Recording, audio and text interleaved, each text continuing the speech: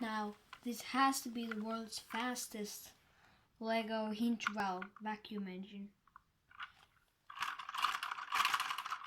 So, let's run this thing.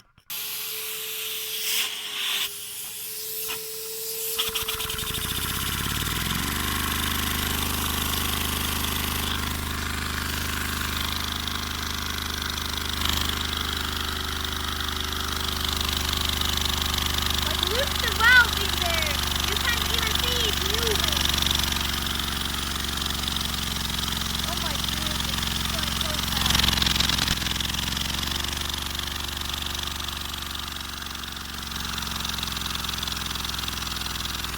Look at the socks there.